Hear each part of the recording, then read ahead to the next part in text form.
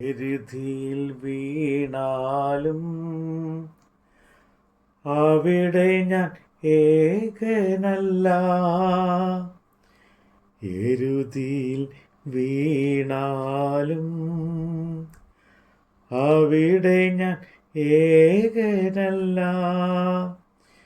വീഴുന്നത് തീയിലല്ല, എൻ യേശുവിൻ കരങ്ങളിലാ.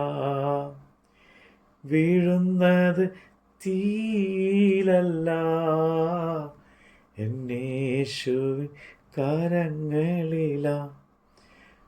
പരീക്ഷ എൻ്റെ ദൈവം അനുവദിച്ച പരിഹാരമെനിക്കായി കരുതിയിട്ടുണ്ട്.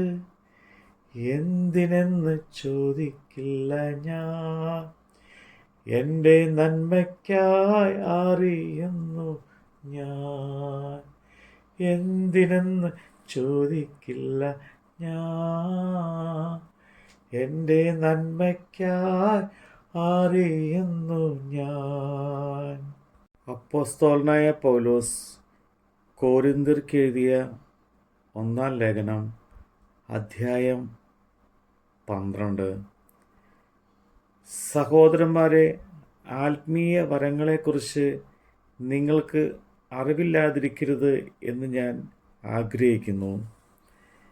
നിങ്ങൾ ജാതികളായിരുന്നപ്പോൾ നിങ്ങളെ നടത്തിയതുപോലെ ഊമ വിഗ്രഹങ്ങളുടെ അടുക്കൽ പോക പതിവായിരുന്നു എന്ന് നിങ്ങൾ അറിയുന്നുവല്ലോ.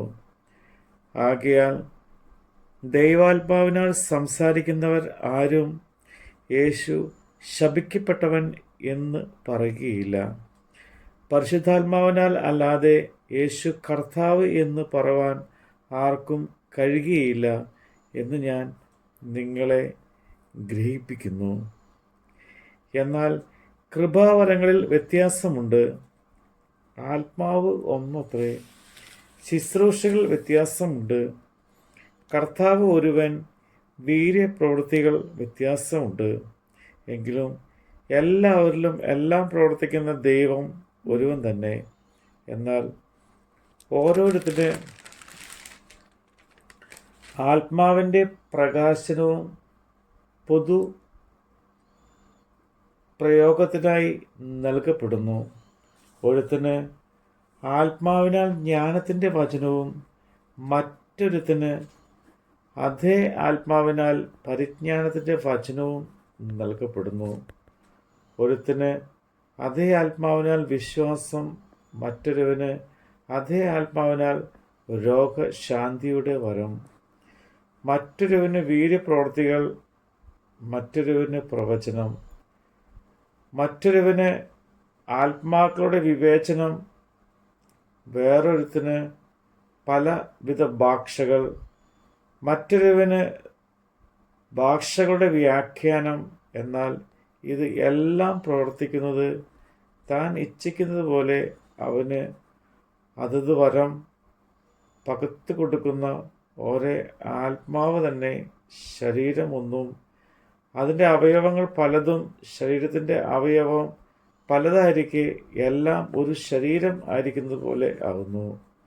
ക്രിസ്തുവും യഹൂദന്മാരോ യവനരോ ദാസന്മാരോ സ്വതന്ത്രനോ നാം എല്ലാവരും ഏക ശരീരമാകുമാറ് ഒരേ ആത്മാവിനാൽ സ്നാനമേറ്റു. എല്ലാവരും ഒരേ ആത്മാവിനെ പാനം ചെയ്തുമിരിക്കുന്നു. ശരീരം ഒരു അവയവമല്ല, പലതത്രേ. ഞാൻ കൈ അല്ലായകൊണ്ട് ശരീരത്തിനുള്ളതല്ല എന്ന് കാൽ പറയുന്നു എങ്കിൽ അതിനാൽ അത് ശരീരത്തിനുള്ളതല്ല എന്ന് വരികയില്ല.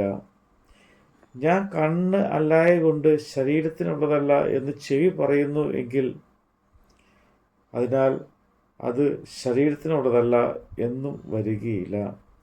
ശരീരം മുഴുവൻ കണ്ണായാൽ ശ്രവണം എവിടെ? മുഴുവനും ശ്രവണമായാൽ ഘ്രാണം എവിടെ? ദൈവമോ തൻ്റെ ഇഷ്ടപ്രകാരം അവയവങ്ങളെ ശരീരത്തിൽ വെവ്വേറെയായി വെച്ചിരിക്കുന്നു. സകലവും ഒരു അവയവമെങ്കിൽ ശരീരം എവിടെ? എന്നാൽ അവയവങ്ങൾ പലതെങ്കിലും ശരീരം ഒന്നു തന്നെ. കണ്ണിന് കൈയോട് നിന്നെക്കൊണ്ട് എനിക്ക് ആവശ്യമില്ല എന്നും തലയ്ക്ക് കാലുകളോട് നിങ്ങളെക്കൊണ്ട് എനിക്ക് ആവശ്യമില്ല എന്നും പറഞ്ഞുകൂടാ. ശരീരത്തിൽ ബലം കുറഞ്ഞവ എന്ന് തോന്നുന്ന അവയവങ്ങൾ തന്നെ ആവശ്യമുള്ളതാകുന്നു. ശരീരത്തെ മാനം കുറഞ്ഞവ എന്ന് തോന്നുന്നവയ്ക്ക് നാം അധികം മാനം അണിയിക്കുന്നു. നമ്മിൽ അഴക് കുറഞ്ഞവയ്ക്ക് അധികം അഴക് വരുത്തുന്നു. നമ്മിൽ അഴകുള്ള അവയവങ്ങൾക്ക് അത് ആവശ്യമില്ലല്ലോ. ശരീരത്തിൽ ഭിന്നത വരാതെ അവയവങ്ങൾ അന്യോന്യം ഒരുപോലെ കരുതേണ്ടതിനായ ദൈവം കുറവുള്ളതിന് അധികം മാനം കൊടുത്തുകൊണ്ട് ശരീരത്തെ കൂട്ടിച്ചേർത്തിരിക്കുന്നു. അതിനാൽ ഒരു അവയവം കഷ്ടം അനുഭവിക്കുന്നു എങ്കിൽ അവയവങ്ങൾ ഒക്കെയും കൂടെ കഷ്ടം അനുഭവിക്കുന്നു. ഒരു അവയവത്തിന് മാനം വന്നാൽ അവയവങ്ങളൊക്കെയും കൂടെ സന്തോഷിക്കുന്നു. എന്നാൽ നിങ്ങൾ ക്രിസ്തുവിൻ്റെ ശരീരവും ഓരോരുത്തരും വെവ്വേറെ അവയവങ്ങളുമാകുന്നു. ദൈവസഭയിൽ ഒന്നാമത് അപ്പസ്തോലർ, രണ്ടാമത് പ്രവാചകന്മാർ, മൂന്നാമത് ഉപദേഷ്ടാക്കന്മാർ എന്നിങ്ങനെ ഓരോരുത്തരെ നിയമിക്കുകയും പിന്നെ വീര്യപ്രവൃത്തികൾ, രോഗശാന്തികളുടെ വരം, സഹായം ചെയ്യുവാനുള്ള വരം, പരിപാലന വരം, വിവിധ ഭാഷാവരം എന്നിവ നൽകുകയും ചെയ്തു.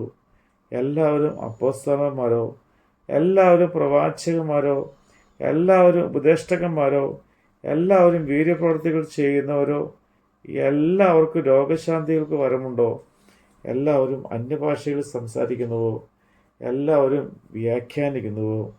ശ്രേഷ്ഠവരങ്ങളെ വാഞ്ചിപ്പിൻ. ഇനി അതിശ്രേഷ്ഠമായൊരു മാർഗം ഞാൻ നിങ്ങൾക്ക് കാണിച്ചു തരാം. നമ്മുടെ കർത്താവിൻ്റെ വചനമാണ് നമ്മൾ കേട്ടത്. ഘോരമം ശോധനയിൽ ആഴങ്ങൾ കടന്നിടുമ്പോൾ, ഘോരമം ശോധനയിൽ ആഴങ്ങൾ കടന്നിടുമ്പോൾ നടക്കുന്ന യേശുവത്രേ, ഞാനവൻ കരങ്ങളിലാ. നടക്കുന്ന യേശുവത്രേ, ഞാനവൻ കരങ്ങളിലാ.